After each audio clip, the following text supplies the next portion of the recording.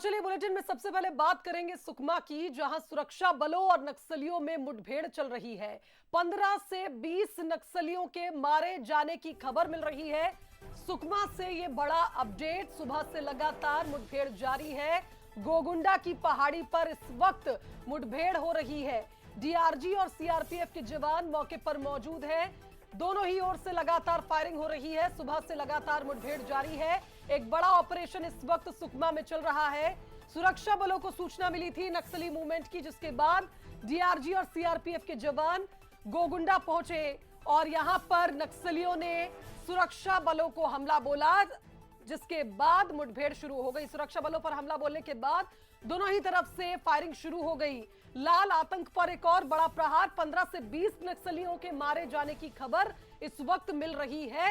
अब तक आधिकारिक पुष्टि नहीं हुई है, लेकिन सुबह से चल रही इस मुठभेड़ में यह बड़ा अपडेट है कि 15 से 20 नक्सली ढेर हुए हैं। ऐसी खबरें सूत्रों से मिल रही है। डीआरजी और सीआरपीएफ के जवान इस वक्त मौके पर मौजूद हैं।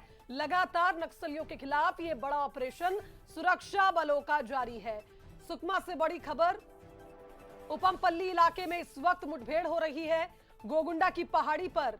और आप देखिए जिस तरह से नक्सलियों के मूवमेंट का क्लू जवानों को मिला था, बड़ी संख्या में सुरक्षा बल यहां पहुंचे, नक्सलियों की घेराबंदी की और इस वक्त मुठभेड़ जारी है। चलिए हमारे साथ बस्तर ब्यूरो रजत बाजपेयी लाइव जुड़ रहे, इस खबर पर उनका रुख कर लेते हैं। रजत, अब सुकमा में बड़ा ऑपरेशन इस वक्त चल रहा है। खबरें तो ये भी हैं कि 15 से 20 नक्सली ढेर हो गए हैं। सुबह से ही दोनों ओर से लगातार फायरिंग जारी है।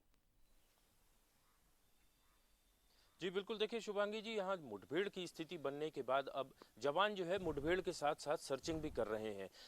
जो पुलिस के वरिष्ठ अफसर हैं वे इस बात की ओर इशारा कर रहे हैं कि ये मुठभेड़ बड़ी है, फोर्स को बड़ी सफलता मिली है। 15 के करीब नक्सलियों के मारे जाने का दावा किया गया है और इनमें ये सबसे बड़ी बात यह है कि शव रिकवरी जो है वो लगातार हो रही है। इलाके में गोगुंडा की पहाड़ी के आसपास जो जवान डीआरजी और सीआरपीएफ के सर्चिंग कर रहे हैं, उन्हें न केवल शव मिल रहे हैं बल्कि जो नक्सली भाग रहे हैं उनका पीछा भी जवान लगातार कर रहे हैं, ताकि उस पूरे इलाके को घेरेबंदी करने के साथ ही नक्सलियों के लिए ये जवानों का ट्रूप जो है काल साबित हो सके। आप देखिए बैक टू बैक इस तरीके की मुठभेड़ों की खबरें आ रही हैं। बस्तर के जो नक्सल प्रभावित नारायणपुर, कांकेर, सुकमा और बीजापुर जिले हैं, यहाँ लगातार मुठभेड़ें हो रही हैं। स्पेसिफिक इनपुट के आधार पर पूरी कार्रवाई की जाती है और ये मुठभेड़ें अब जो नक्सलवाद का जो ताबूत है उसमें कील ठोकने का काम कर रही हैं।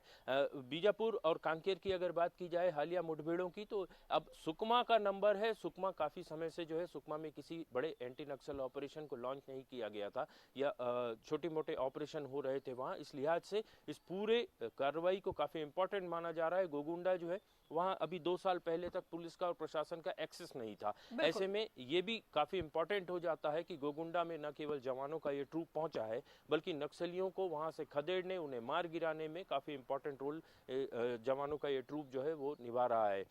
15 से अधिक जो है नक्सलियों के मारे जाने का दावा पुलिस के द्वारा किया गया है और ये कोशिश की जा रही है कि अधिक से अधिक शव जो है वो रिकवर किए जा सकें, ताकि उस पूरे इलाके में केरलापाल एरिया कमेटी के जो नक्सली सक्रिय हैं उनका मनोबल तोड़ा जा सके। और इसके साथ ही इस बड़े एंटी नक्सल ऑपरेशन को न केवल सुकमा एसपी किरण चौहान मॉनिटर कर रहे हैं बल्कि लगातार संभाग स्तर से भी एक वॉर जोन बनाया गया है, वॉर रूम।